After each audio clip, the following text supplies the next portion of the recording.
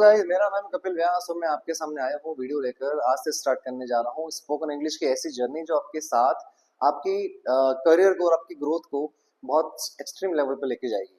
जी हाँ, मैं बात कर रहा हूँ ऐसी लैंग्वेज की जो हर व्यक्ति को बोलना आना चाहिए। बिकॉज हम कहीं भी जाते हैं, कहीं भी हम लोग लोगों से मिलते हैं, कहीं भी हम एक्सप्लोर करने जाते हैं, कहीं भी हम सुपरमार्केट जाते हैं या फिर हम बैंक जाते हैं, तो कहीं ना कहीं हमको इंग्लिश से टकराना पड़ता है जो कि हमें नहीं आती।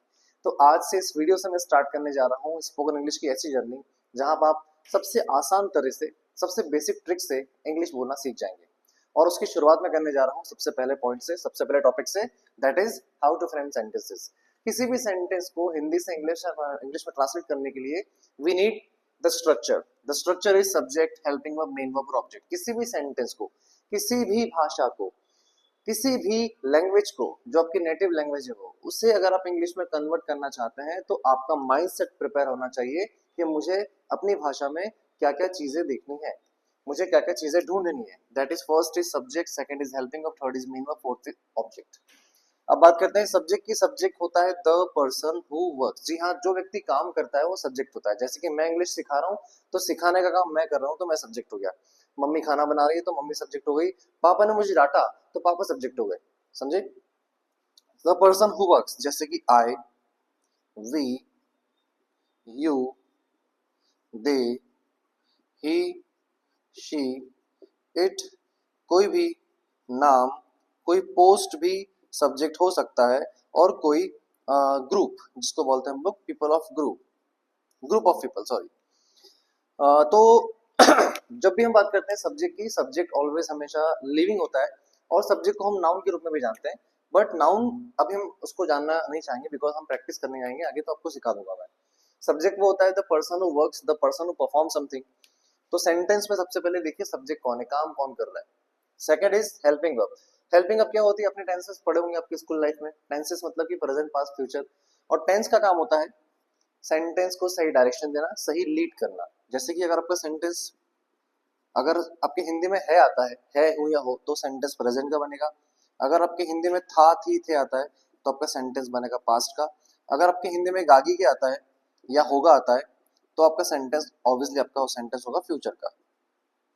तो सेंटेंस के लास्ट में जो आने वाली हिंदी होती है वो आपकी हेल्पिंग वर्ब होती है, ध्यान रखिएगा। थर्ड होता है हमारा मेन वर्ब। अब मेन वर्ब किसे कहते हैं? मेन वर्ब होता है एक्टिविटीज, हमारा डेली रूटीन लाइफ में काम करना, जो हमारे कर्म होते हैं। हमारे जो एक्टिविटीज हमारी कर्म है, कर्म दो तरह के होते हैं, अच्छे बुरे दोनों। एक्शन, वर्क्स और एक्टिविटीज, ये सारी चीजें आपकी मेन वर्ब कहलाती है। मेन वर्ब मतलब हमारा कार्य, हमारी क्रिया, हमारे द्वारा किया हुआ काम। इट मीन्स सब्जेक्ट के द्वारा किया हुआ काम, क्योंकि हम सब सब्जेक्ट हैं तो हमने जो काम किया वो इंग्लिश में मेन वर्ब होता है। राइट? जैसे कि जाना है तो गो, खाना है तो ईट, बोलना है तो स्पीक, गाना है तो सिंग, चलाना है तो ड्राइव। तो आप देखेंगे जाना, खाना, बोलना, गाना, चलाना, ऐसे न जाने कितने काम हम करते हैं सुबह से लेकर शाम तक, रात तक। मैं जैसे बताऊंगा आपको कि उठना, बैठना, खाना पीना, आना जाना, रोना चिल्लाना, फोन चलाना, गेम खेलना, नंबर सेव करना, फाड़ना, पहनना, उतारना, चेंज करना, फोन चार्ज करना, बातें करना, फील करना, दर्द होना, ये सब क्या है? ये हमारी मेन वर्ब है। ये मेन वर्ब, ये मेन वर्ब अपने आप नहीं होती। खाना अपने आप नहीं बनता, कोई ना कोई बनाता है। बनाने वाला सब्जेक्ट है और वो क्या कर रहा है? बना रहा है, तो वो उसकी एक्टिविटी हो गई। तो हमारी मेन वर्ब जो होती है, इस तरह से हम उसको पहचानते हैं सेंटेंस के अंदर एक्टिविटीज क्या हो रही है। और एक्टिविटी जो हो रही है वो किस चीज पे हो रही है। जी हाँ, ये होता है हमारा मेन पार्ट, ऑब्जेक्ट। ऑब्जेक्ट क्यों? बिकॉज एक्टिविटी हम किस बेस पे कर रहे हैं, किस आधार पे कर रहे हैं, हमें पता होना चाहिए। तो ऑब्जेक्ट बन के हमारे लास्ट में यूज कर सकते हैं। ऑब्जेक्ट को हम नाउन भी कह सकते हैं, और आपको नाउन पता है, noun is the name of person, place, things and animal. तो जैसे हमने बोला गो, जाना, तो कोई प्लेस हो जाएगी, वो ऑब्जेक्ट हो जाएगी। ईट मतलब खाना, कोई चीज है, हमने बोला पिज्जा, तो पिज्जा ऑब्जेक्ट हो गया। हमने बोला ब्रेकफास्ट, तो ब्रेकफास्ट आपका ऑब्जेक्ट हो गया। हमने बोला स्पीक, स्पीक मतलब बोलना, क्या बोलना? इंग्लिश बोलना, हिंदी बोलना, मराठी बोलना, वो हमारी लैंग्वेज हो गई। तो हमारा स्पीक हो गया main verb, English, Hindi English, ये हमारा हो गया भाषा। सिंग मतलब गाना, क्या गाना? भाई गाना गाते हैं हम लोग, गाना गाया हमने, तो सिंग मेन वर्ब और सॉन्ग ऑब्जेक्ट। ड्राइव मतलब चलाना, क्या चलाना? कार चलाना, ट्रक चलाना। तो ये सब चीजें हमारी ऑब्जेक्ट कहलाती है। किसी भी सेंटेंस में हमको ऑब्जेक्ट फाइंड आउट करना है और उसके ऊपर काम क्या हो रहा है वो देखना है, और काम कर कौन रहा है? सब्जेक्ट। अच्छा, सब्जेक्ट वो होता है जो काम करता है, सब्जेक्ट वो होता है जो काम करता है, वो काम किस चीज पे हो रहा है, वो होता है आपका ऑब्जेक्ट। और वो काम जो हो रहा है वो हो कब रहा है, वो अभी हो रहा है, कल हुआ था या होगा, ये आपका काम करेगी हेल्पिंग वर्ब। यहाँ पे हम बात करेंगे सेंटेंस को बनाने के लिए, तो सबसे पहले आपको चार चीजें फाइंड आउट करना है। अभी हम लोग कोई टेंस नहीं सीख रहे हैं, अभी हम कोई प्रॉपर स्ट्रक्चर रूल नहीं सीख रहे हैं, हम सिर्फ ये समझना चाह रहे हैं कि सेंटेंस को ट्रांसलेट कैसे करना है। अब एग्जाम्पल देखिए, हम मूवी देखेंगे, हमारा एक सेंटेंस है हम मूवी देखेंगे। अब मूवी देखेंगे, यहाँ पे एक्टिविटी हो रही है, और कौन देखेगा, हम देखेंगे। तो हमारे सेंटेंस में सबसे पहले देखेंगे सब्जेक्ट कौन है, सब्जेक्ट कौन है, हम। कौन देखने वाला है, हम, तो हम बोलेंगे वी। वी, हम मूवी देखेंगे, तो वी आपका हो गया सब्जेक्ट। सब्जेक्ट के बाद आना, अच्छा ऐसे अगर मैं इसको बनाने बैठूं तो वी और उसके बाद मूवी लिखा तो एज इट इज मूवी लिख देता हूं मैं। देखना मतलब होता है वॉच, और गागी के आ रहा है तो उसके लिए हम लगा देते हैं इंग्लिश में विल।